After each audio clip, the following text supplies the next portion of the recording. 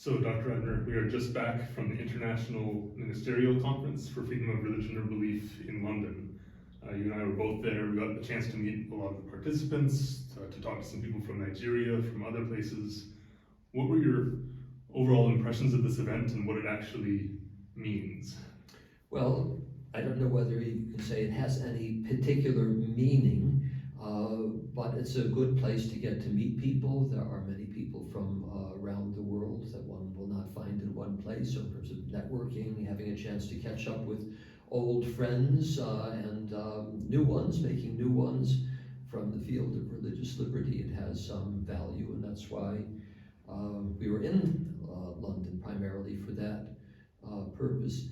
As for the ministerial itself, what people should bear in mind, this is government-sponsored, state-sponsored, and the states that have the leading role in these kinds of state-sponsored events, the US government, the British government, they have an agenda, and religious freedom is more times than not used as an instrument against enemies, adversaries, rather than as a fundamental human right that belongs to everyone. So they're very selective in the issues that they highlight and raise. They highlight some very prominent ones, and those are usually situations where the oppressor is an enemy of Washington, London in this case, or an adversary, a country where religious freedom and other human rights issues can be used to pressure them. There are other very grave religious freedom issues around the world that are barely mentioned. Sometimes they are mentioned, but in a superficial way. The focus is not on them. And CSI is different. Our agenda is to stand in solidarity with the victims, the victimized parts of the body of Christ in the first instance, and then other victims of oppression. And this is not the agenda of any state. States have an agenda that is designed to enhance their power, their prestige, their influence in the world, to make advances geopolitically against enemies, those that stand in the way. And that's what drives state policy, and that's not what drives Christian Solidarity International. So there is a difference between the way we approach religious freedom and the way any state approaches religious freedom, even those that have good records of providing religious freedom to their own people. There's greater religious freedom in the United States or in England than most countries in the world, but that doesn't translate into consistent support for victims of religious freedom elsewhere in the world. I know for CSI, one of the most important cases of religious freedom crisis for the past 30 years has been Nagorno-Karabakh. This is a region with a name that's impossible to pronounce, but where like 120,000, 150,000 Armenian Christians live. And when you first started working for CSI, they were under siege by Azerbaijan, by this Muslim dictatorship that wanted to ethnically cleanse the region of Christians and take the region for themselves. And that war ended, but it started again just 2 years ago. And again, CSI was very engaged, trying to support the Christians who were under siege, trying to make sure that they could continue to live in their homeland and practice their faith. And I was at this conference and I was just talking to a young woman from a very prominent religious freedom NGO, and I mentioned that we work on Nagorno-Karabakh in Armenia. And she said, "Oh, I've never thought about that as a religious freedom issue before. This place where 150,000 Christians are living under siege today, often have their electricity interrupted. They face a dictatorship that is openly expresses its intention to get rid of them because of their ethnic religious identity. And this has just never occurred to her." Of course, it hasn't occurred to her because, say, the British government, the US governments, do not treat it as a religious freedom issue. Moreover, the persecutor in this case, that is the Azerbaijani state or Turkey that cooperate in what is amounted to religious cleansing of big parts of Nagorno-Karabakh, are allies of the United States. The interests of the geopolitical interests of the United States, the British government, are with the persecutors.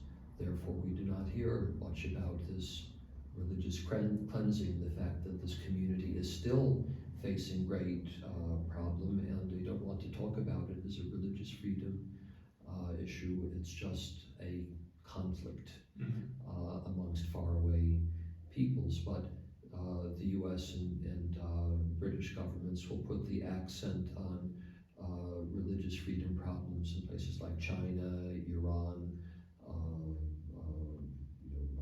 Russia, North Korea, even Saudi Arabia, which is one of the worst offenders,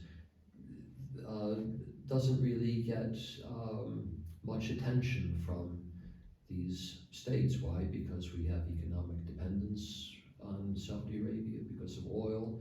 They also see the Saudi royal family as instrumental in enabling Washington to manage the Islamic world, and they don't want to rub it the wrong way over religious liberty issues. I actually remember being shocked at the first International Ministerial for Religious Freedom in Washington, D.C. 3 years ago to hear a speaker from the main stage praising Saudi Arabia and all of its reforms towards greater religious freedom and openness. Yes, at that previous ministerial, the platform was provided for somebody to try to sell Saudi Arabia to the religious freedom lobby because of some progress that is allegedly made, but it remains whatever progress has been made. And I know that like women can drive now, where there are certain changes that take place, but it is still a place, a country where a Christian cannot be a Saudi. A Christian cannot practice their faith openly. A Christian cannot wear a cross in public. A Christian cannot carry a Bible. It is one of the most religiously repressive dictatorships in the world, and it is a dictatorship. But it's an ally, so it gets different treatment than an enemy or an adversary of the United States. One other situation that CSI has been working on a lot the last few years, and especially the last few months, is Nigeria. How did you see that issue covered at the ministerial, or how does it fit into what you've been saying? Well, there are various side events, that is, different organizations can have their own platforms. You participated in one on Nigeria. Joel, CSI had an off-the-record consultation with a set of people. Nigeria came up, but considering what is happening in Nigeria with extensive religious cleansing, especially in the Middle Belt, individuals like Deborah Samuel being lynched allegedly because she said something that wasn't pleasing to Muslims about the Prophet or something like that. Massacres at churches. It didn't really get the attention it should have. It's shocking that the U.S. government took Nigeria off its list of countries of particular concern regarding religious freedom in order to make a concession to this authoritarian, repressive regime in Abuja in order to get something in return for it.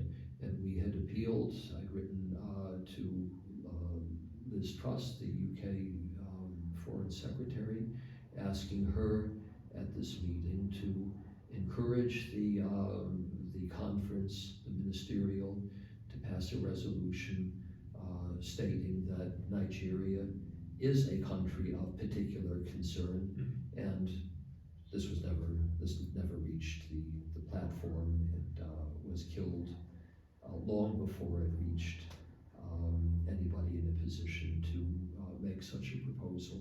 although the UK Special Envoy for Freedom of Religion or Belief would apparently be in favor of this, of designating Nigeria. Of course, there are individuals. There's the Special Envoy for Religious Freedom in the UK is very sympathetic, knows that she said that it was a frustration to her, but she's somebody who has no power.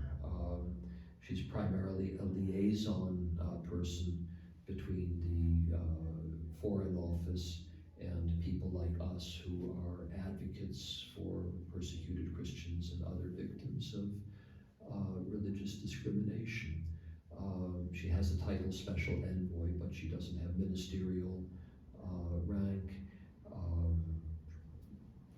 She's simply a member of Parliament, but there are individuals in the U.S. Congress, individual members of the House of Commons or House of Lords that do care, that do speak out, and she is one of them. She does not represent the British government. When she speaks, she represents herself, not the view of the UK government. And we do appreciate the things that she says when she speaks, and we're glad that she uses her position to say these things. We just have to realize who she actually is, right, and what it represents when she speaks. Right. Yes. Well, thank you very much, Dr. Eibner, for your insights. Thank you for watching, everyone. If you have any questions, please let us know in the comments section. Send us an email. We would love to hear from you.